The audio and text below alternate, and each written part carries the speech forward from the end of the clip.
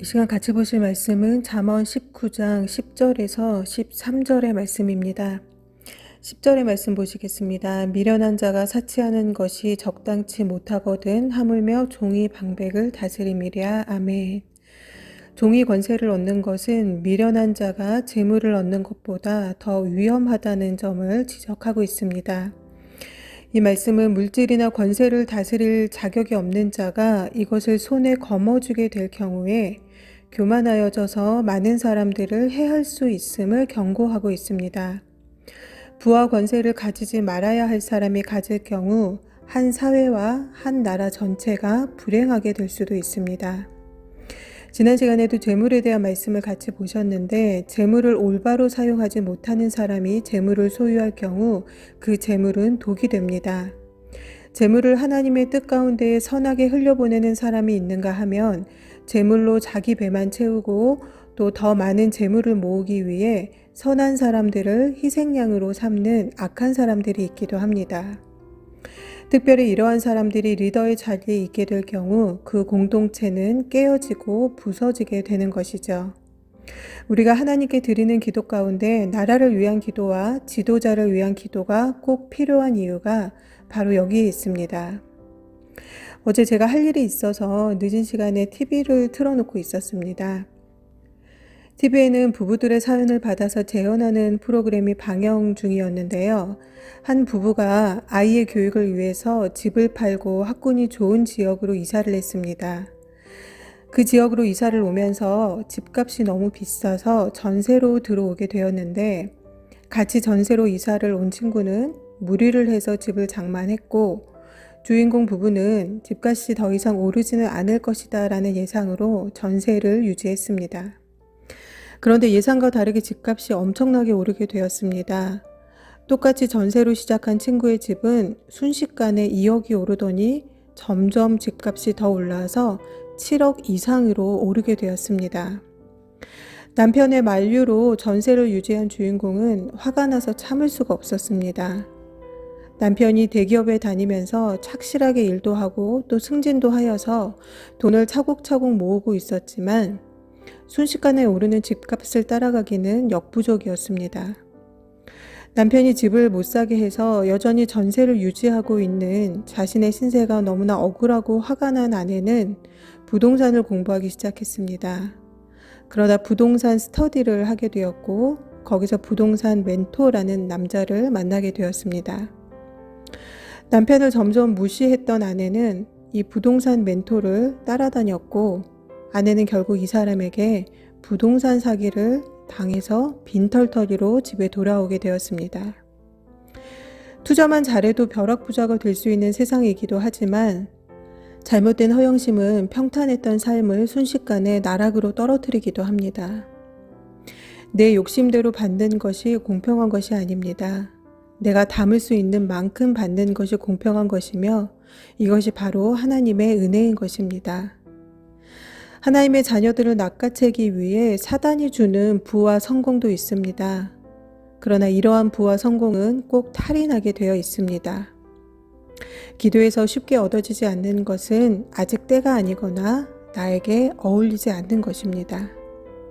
하나님께서 주신 그대로 늘 감사하며 내가 가진 소유 안에서 예수님의 사랑을 실천하시는 모두가 되시기를 바랍니다. 11절의 말씀 보시겠습니다. 노하기를 더디하는 것이 사람의 슬기요 허물을 용서하는 것이 자기의 영광이니라. 아멘. 운전을 하다 보면 아무리 성격이 유순한 사람도 화가 치밀어 오를 때가 있습니다.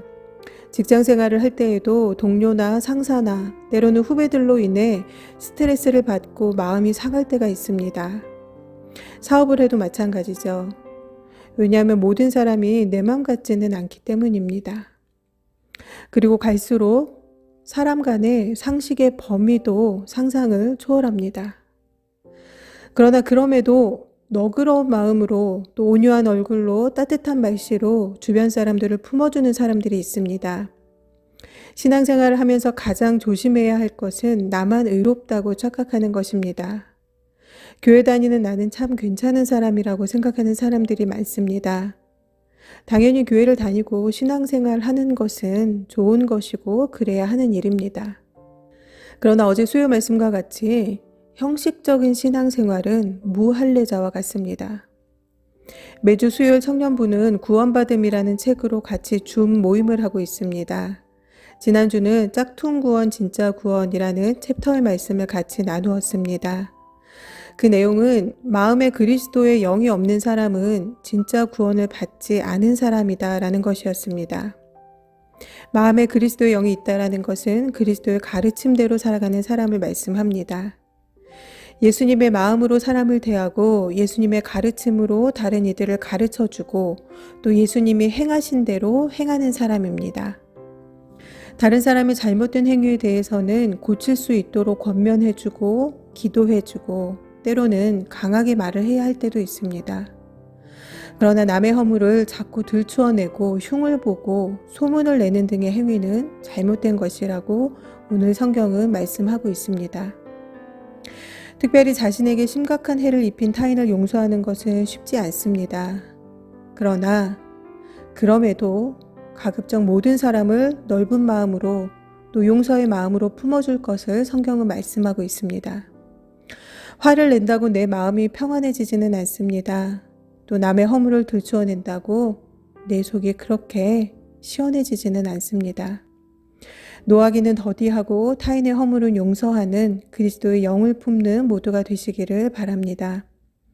12절의 말씀 보시겠습니다. 왕의 노함은 사자의 부르짖음 같고 그의 은택은 풀 위의 이슬 같으니라. 아멘. 왕은 노할 권한도 은택을 내릴 권한도 가지고 있습니다.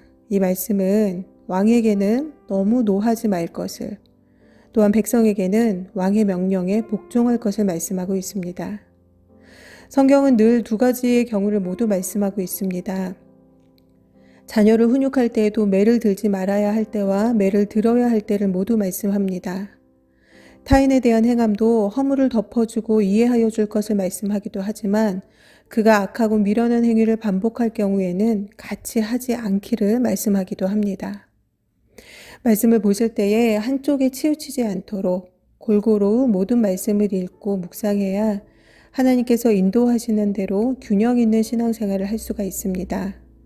편식 없는 말씀 생활을 하시는 모두가 되시기를 바랍니다. 13절의 말씀입니다.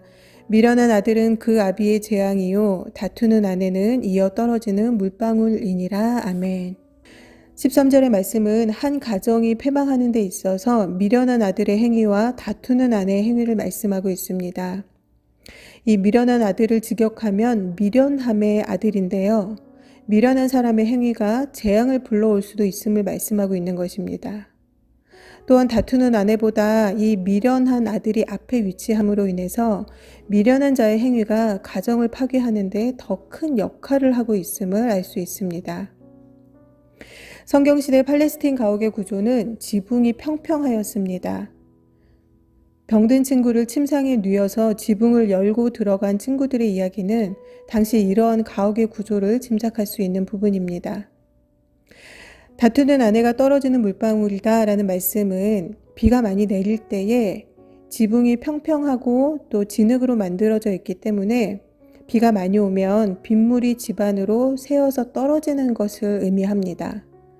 결국 이 말씀은 아들과 아내가 문제라는 것이 아니라 가족 안에서 미련한 행위를 하는 자와 다투는 행위를 하는 자가 그 가정을 패망의 길로 인도한다라는 말씀입니다. 이것은 가정에 국한되지 않고 사람이 모인 모든 곳에 해당되는 말씀입니다. 잠언의 말씀을 통해서 하나님의 지혜가 모든 성도님들의 삶과 가정에 차곡차곡 쌓여서 평안과 소망이 함께하는 귀한 은혜가 있으시기를 예수님의 이름으로 축복합니다. 오늘의 말씀을 저하고 한번 같이 읽으신 후에 기도하도록 하겠습니다. 미련한 자가 사치하는 것이 적당치 못하거든 하물며 종이 방백을 다스림이랴. 노하기를 더디하는 것이 사람의 슬기요 허물을 용서하는 것이 자기의 영광이니라.